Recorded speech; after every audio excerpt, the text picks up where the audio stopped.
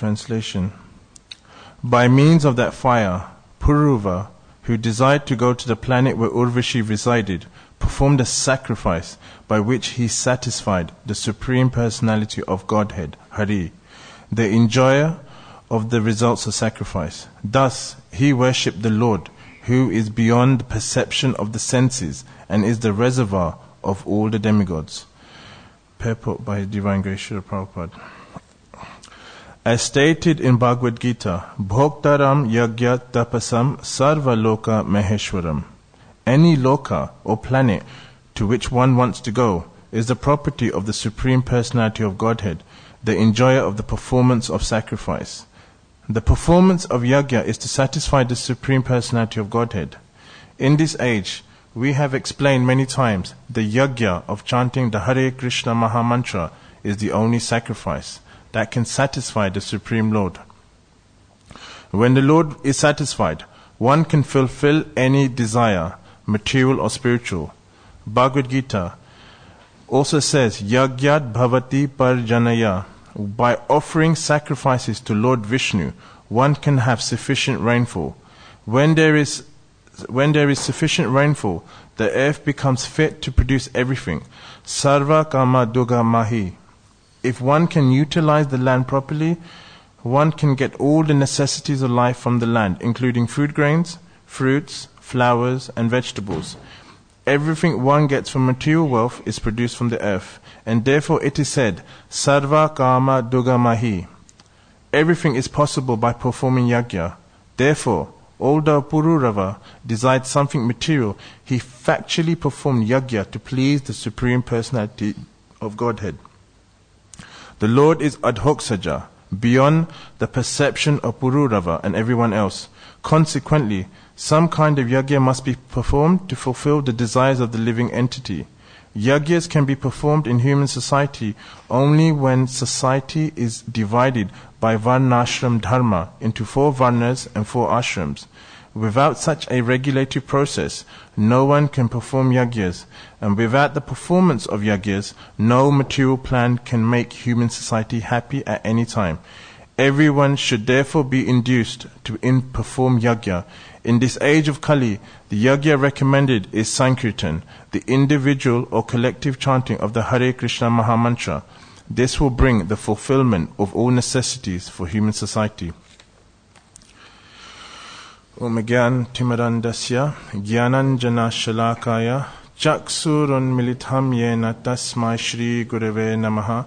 Jai Shri Krishna Chaitanya Prabhu Nityananda Shri Advaita Gadadhar Shivasari Gaura Bhaktavinda. Hare Krishna Krishna Krishna Hare Hare, Hare Rama Rama Rama Hare Hare. So Hare Krishna. So just before I start, I just want to ask the blessings of all the devotees, especially the senior devotees. I feel very embarrassed sitting here in front of you all. So please bless me. As Krishna says in Bhagavad Gita, please preserve what I have and carry what I lack. Hare Krishna.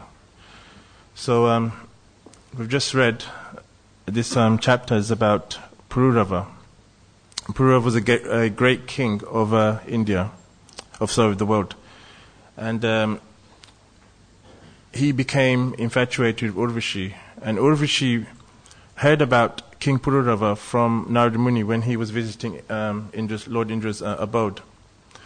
And it's explained that Narada Muni was saying that Pururava had such noble qualities. He was very handsome, he was very powerful. So she became attracted to him. And it's kind of natural in this material world. We're all attracted to opulence. If someone has opulence, if someone's good looking, if someone's rich, if someone's famous. And we can see that with celebrities, famous athletes. So, she approached Pururava, and by some exchange, they kind of said, we both like each other. Now, Pururava, he was attracted to her, but he wanted her to satisfy his desire. He saw her as an object of sense gratification. So, and with Urvashi, because she's an Apsara, she can never really belong to anyone on the material realm. She kind of comes and goes. And she was considered to be the chief of all the Apsaras. So, and she gave 3 conditions to Pururava. She said, you have to protect my 2 lambs. They're like my children. You can never be naked in front of me. You have to always be dressed. And I want to eat with the finest ghee. And today, in today's world, we with oil. Most people do. But, ghee is considered to be, according to Ayurveda, very good for you if you have it in the right quantity. So anyway, Indra was missing Urvashi, and he sent his people to bring her back by breaking one of the rules that Urvashi set for Pururava. So they took the lambs. So Urvashi, when she found out, she started cursing her husband. She said, what kind of husband are you? You can't even, you're the emperor of the world, but you can't even protect my lambs. So anyway, he was just in bed, so he just got out and he just ran after the people who took the lamb. So when he came back with the lambs, she noticed he was naked, and she was like, you've broken my second principle. So she thought, forget this, I'm going. She just left him. So it's explained that Pururava, because he was affected by lust, he became such a bewildered man. He was like walking around like a madman. Sometimes if you go to central London, you see people who are homeless. Because they're homeless, sometimes they resort to alcohol or drugs to kind of numb the pain. And, they're not really with it. They're kind of like, if you see them, they kind of look, in a daze or something. So Pururava was also like that. So he was completely bewildered. He was completely forgetting his duties. So anyway, one time, he saw his Urvashi. So he chased after her and he said, I really miss you, I wish we were together again. So she said, she took pity on him and said, one day in a year I'll come to be with you, but for the other days, I will go back to my abode. So he was really excited about this. He said, yeah, that's fine. So, so that day came, he had a great, he enjoyed himself materially to the max, and then she left and he was back to square one, and then, again, he started saying, you're leaving me. So then, he kind of, she said, why don't you pray to the Gandharvas to get someone like me? So he prayed and he got a person, Agnishtali, if I'm correct. So anyway, he tried to enjoy with her. It wasn't the same experience. So, again, he was back to square one. So, so lust can never satisfy you. So anyway, he thought, okay, I'll do a yagya. No, he said he sat down to do a yagya, and he got 2 sticks. One represents him, one represents Urvashi. So anyway, and while he was doing that, it went from Satya Yuga to Treta Yuga. So, then it's explained that he pleased Lord Vishnu, and he went to the abode of Urvashi. So that's where the story kind of ends. And then in the 11th canto, because another name for Pururava is Aila. Aila, is that right? Aila. And so, it explains how, he became frustrated. He kind of saw the errors of his ways and he thought, what am I doing? Then he kind of, he said some strong words about people who are bewildered by women and, by lust, sorry. And, he had this realization, so then he became devoted to Krishna, calls it the Aila Gita. So, when I was reading this, this was quite challenging. It was interesting. It was a bit controversial. I was thinking, in Satya Yuga, when everything is considered to be perfect, a king who is trained, because he's the emperor of the world, king who is trained in Vedic Dharma, he knows the laws, he knows the Vedas, he knows Manu, he's had such high class training, he became bewildered by lust. So so what to speak of people in this age who don't have that type of training?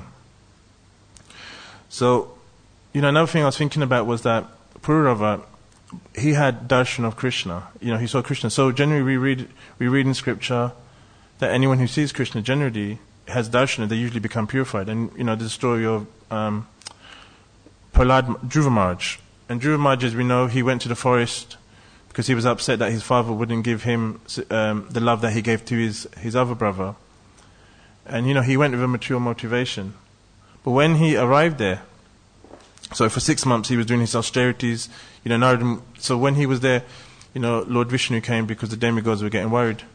So then he had that. He when he saw Lord Vishnu, he was like, what was I doing? I wanted something material. I wanted to use I wanted something mundane. But now, I didn't even think about you. You're so much better than what I ever expected. So, he became purified. He became a devotee. And so, so it's like, Arjuna saw Krishna, they were, in Krishna's form, he surrendered to Krishna. But with Pururava, that didn't happen straight away. So, and we know that when, if we read that devotees who see Krishna, they become purified. So, why didn't it happen? So, even though someone is purified by having Krishna's form or in devotional service, it's still our choice to accept whether we want to be purified or not, to take up the instructions, or to take up devotional service. We can still maintain our mundane attachments. Just like there's a story of Chota Haridas. He was traveling with Sri Chaitanya Mahaprabhu. And, he went astray, then Chaitanya Mahaprabhu brought him back. So, and he was directly associating with God. So, we still have that independent free will to do what we want, because Krishna won't interfere with that. Because as we say, as the saying, love can't be forced upon someone. So there's this internal battle going within us, between our material desires and our spiritual desires. So purification makes our spiritual desires stronger and our material desires weaker, or aspirations weaker. Krishna, during devotional service, Krishna will give us experience of higher pleasure, higher happiness coming from devotional service. And He will also give us knowledge, intelligence to understand this higher happiness. But still we have to choose. So if we choose the lower happiness, ultimately we'll become frustrated, and then we'll have the realization, like Pururava did. What's going on? Why am I settling for something low? It's like saying, you have money to buy, a Ferrari, but you end up driving a Skoda. Why would you do that? You can have something better. So it's a bit like that. So, generally, because if our past conditioning is quite strong, then we generally will give in to lower desires. But ultimately, we need to make a choice: Krishna or material nature. And Krishna will never interfere. That's our free will. So even though Pururava worshipped Vishnu, and he didn't choose devotional service straight away, still, his devotional service didn't go in vain, because devotional service, there's no loss or diminution. If you make 1% progress, in your next life you'll go on from that. So he kind of put it aside. It's like when you're reading a book, you kind of read a bit, then you put it aside and you think, I'll come back to it later. And generally sometimes we forget about it, and then we think, oh, this book was here, So the 9th canto deals with Pururava's frustration. It deals with him becoming his lamentation. It deals with him becoming obsessed, bewildered by Urvashi. And the 11th canto deals with his realization that, what I was doing was so mundane, was so low class. So 9th canto deals with his frustration, so his lamentation. 11th canto deals with his realization. So Dhruva Maharaj also had material motivations, but he was immediately purified.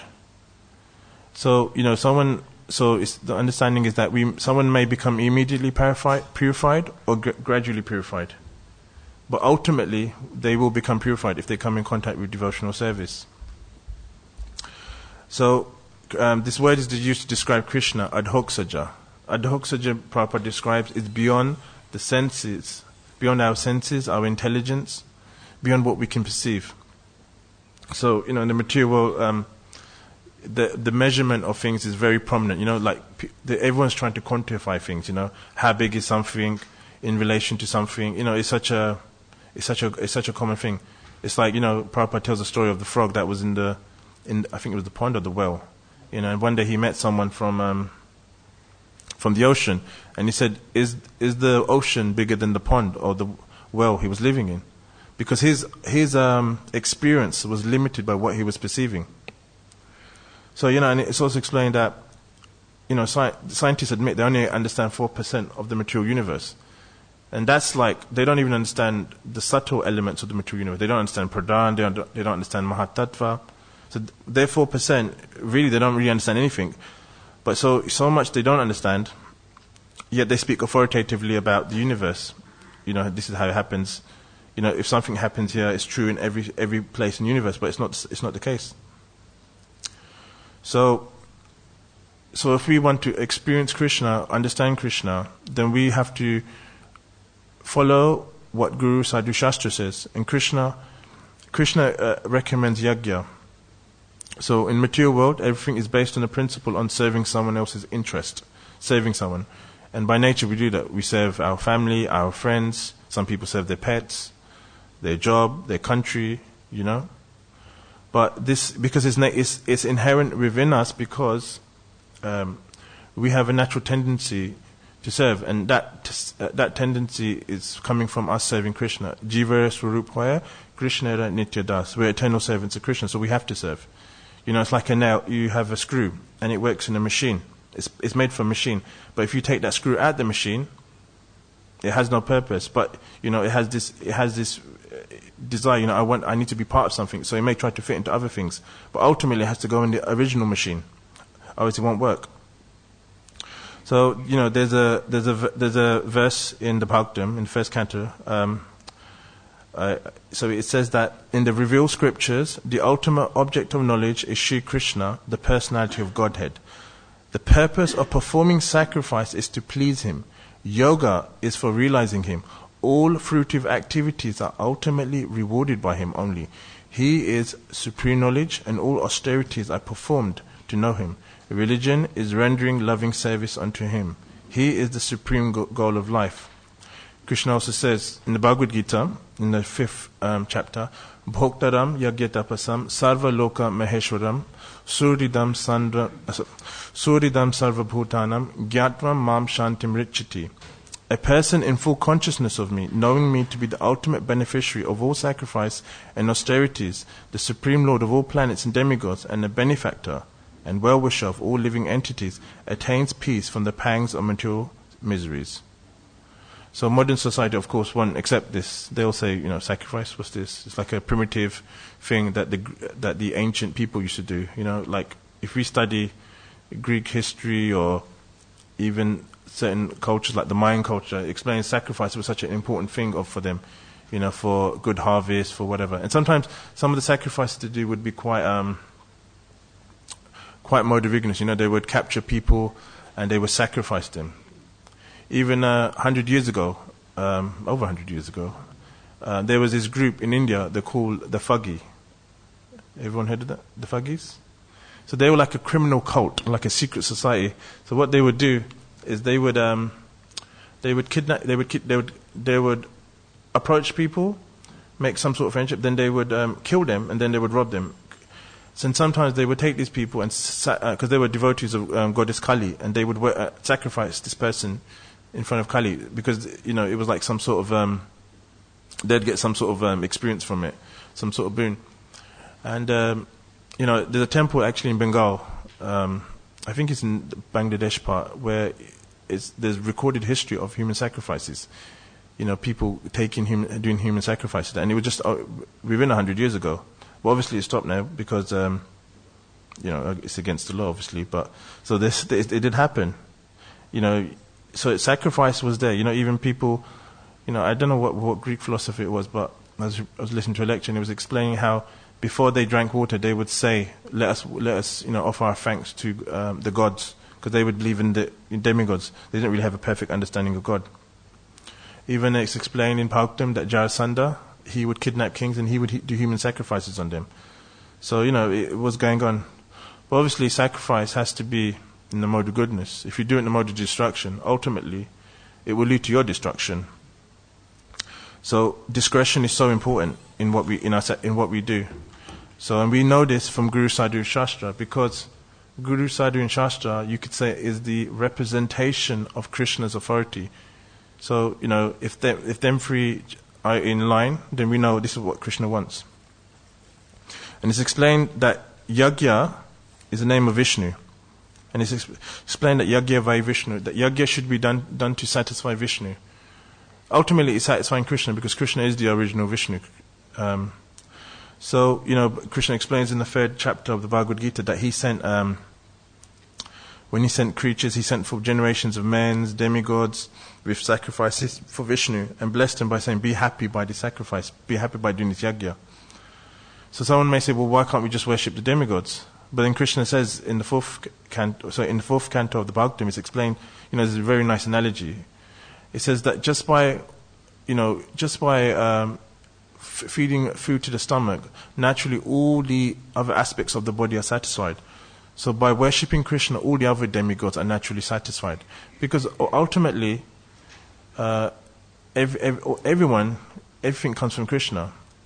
So, power, knowledge, forgetfulness, remembrance, everything is coming from Krishna. So the demigods, naturally, if Krishna is pleased, then naturally the demigods will be pleased because, they'll naturally get their powers.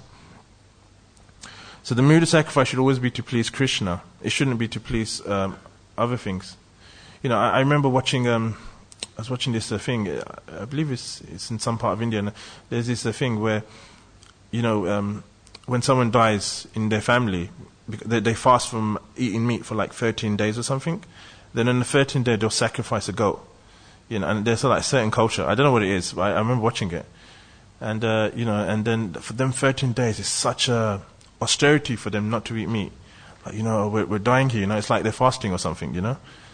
And then 13th day they sacrifice the goat. And they get the blood and I think they wipe it on some child's head. It's some sort of ritual they have, and it's like so like barbaric.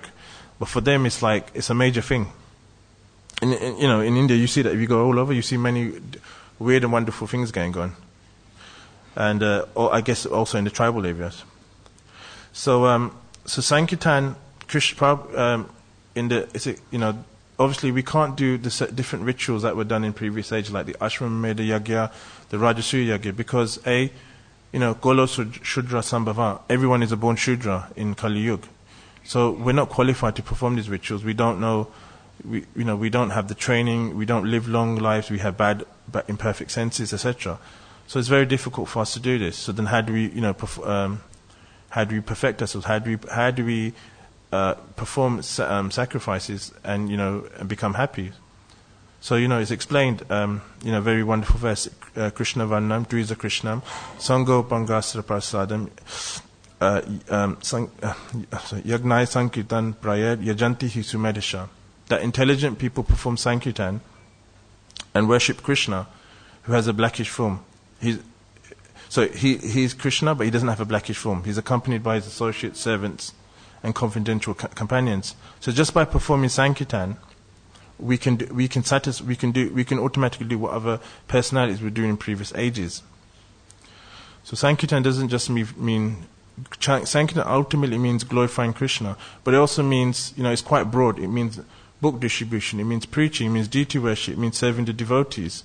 One senior devotee also said, it means if you're doing something for Krishna, it can also extend to a woman changing the nappy of her child if she's a devotee. So it's that broad. Because it's devotional service. So it's Sankirtan. So there's a story once, I don't know the story too well, so if someone knows they can correct me. I believe it was in Los Angeles, and there was this heat wave going on. And Srila Prabhupada said to his disciples, if you start doing kirtan, this heat wave will go away and the weather will improve. And another time, I believe it was in India, there was a drought or something. There was no rain for so many months. And Prabhupada said, just do kirtan, you just watch, it will start raining. And, they did kirtan and it started raining. So, I don't know the story, I just heard this in a class. So, so Prabhupada wanted to prove the point that just by doing kirtan, all our needs will be met. And even if devotional service is performed imperfectly, there's a very nice verse Krishna says. He says, Ananyas chintayanto mam ye janaha paryupashyate Desham nitya bhuktanam yoga shemam vahamyaham. Krishna says, but those who always worship me with exclusive devotion, meditating on my transcendental form, to them I carry what they lack and I preserve what they have. So, so Krishna's basically saying, you may do it imperfectly, you may not have all the qualifications, but I will make up for what you have. And we see that so many times. I mean, I'm sure we've all experienced that in some point in our Krishna consciousness, in our lives, where we were coming short, but then something happened where we were able to meet the qualification, the requisites or something. So Krishna says he will meet that. And to accept this principle requires faith, pure faith. And in Chaitanya Charitamrita it talks about Shraddha. And Shraddha means we have faith that Krishna will look after our needs. Not our wants, because our wants can be unlimited, but our needs will be met. And there's a very famous story of someone called Narasimha Mehta. He was a great devotee in India. And it's explained that, he lived by this verse, Ananyas Chintayanto Mam Ye Janaha Paripashyate Desham Nitya Bhuktanam Yoga Shemi Vahamyaham. This was like his mantra. It was like something he used to wear around his neck. And he was a very poor brahmana. And it's explained that, one day, from a young age, he was always absorbed in, Shravanam, Kirtanam, Vishnu, Sma. He was always absorbed in the angas of bhakti. And, it was time for his daughter to get married. And his wife started to curse him, said, why, you haven't done anything for my daughter. We don't have a groom, nothing, we don't have no money. So, somehow someone said, look, we want to marry your daughter. So he said to his wife, see, Krishna's yoga shema vahamyam. See, Krishna took care of our needs. Our daughter's going to get married. So then she said, yeah, but we don't have any money because, weddings are very expensive, especially Indian weddings, because they're quite, there's so much you have to spend. So his wife said, okay, you have to go out and go and get the money. So he went out and he came across this Bhagavad Katha going on. There was a 7-day recitation of Srimad Bhagavatam. And it's explained, he totally forgot about what he had to do to raise money for his daughter's wedding, because it was happening in a few days. He just sat down and he became absorbed in the chanting, in the hearing of Srimad Bhagavatam. And it's explained that, a few days later he realized, oh my God, what's happening? I've totally forgot what I have to do. My daughter's getting married, and I totally forgot my duty. So he quickly rushed back to his village. And he said, my wife's going to curse me, my family's going to curse me, what am I going to do? How's my daughter going to get married? It's going to be so shameful for me. So then, when he was coming, people from his village were coming saying, wow, that was a really good wedding. And he's thinking, what's going on, How did that happen? He said, yeah, that was one of the most opulent weddings. It was like a wedding of a king. He said, how? So when he got to his house, he spoke to his wife. He said, yeah, she said, how did this happen? So she said, yeah, 2 boys came. And they looked very beautiful. And they gave so much, they gave a donation of ghee, of this, of that. So we were able to go ahead with the wedding. We don't know where you went, but so we thought, let's get this done. So he was like, then he said, yeah, yoga shema vahamyaham. He said to us, see, Krishna looked after our needs. And, there's many other stories about Narasimha Mehta. There's another story I was reading. It's someone called Arjuna Acharya. And it's explained that he was writing a commentary on Bhagavad Gita. And when he looked at this verse, Yoga Shemi Vahamyaham, he said, nah, Krishna can't come and personally do it. He can't personally come look after his devotee. He will get it done. Because naturally, someone who's like in material world, someone who's like a CEO of a company, he's not going to do it himself. He's going to get someone else to do it. Why would he come do it? So he was thinking like that. So one day when he was out, he was doing his duties, because they had no food. So he got home and his wife was eating. And, in Vedic tradition, the wife waits for the husband.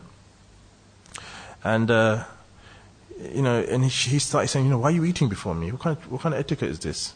So she said, well, the reason why I'm eating is because these 2 beautiful boys came and they gave me a donation. And she said, I didn't want to accept it, but, they were forcing me to accept it. And they said that if I don't accept it, you're going to beat them. So I was quite angry with you. Because she became bewildered. And he said, what did these boys look like? And she described that one boy had a darkest complexion and one boy had a light complexion. So immediately he realized, Krishna and Balaram came, his wife had received darshan. So, the verse where it said Yoga Shami Vahami Aham, he was going to change Vahami to Karomi. I'll have it done. So Krishna, it's explained, Krishna felt great pain in this. So he had to personally come and show, no, I don't get it done, I'll do it myself personally. So, so even if you perform Sankirtan imperfectly, still Krishna says, Yoga Shami Vahamyam, I'll come and do the necessary, you just do it. I'll do everything else. So, anyway, so this is some of the points I got from the verse. And it's quite amazing actually. I read it quite a few times and I found it interesting. Pururava's life.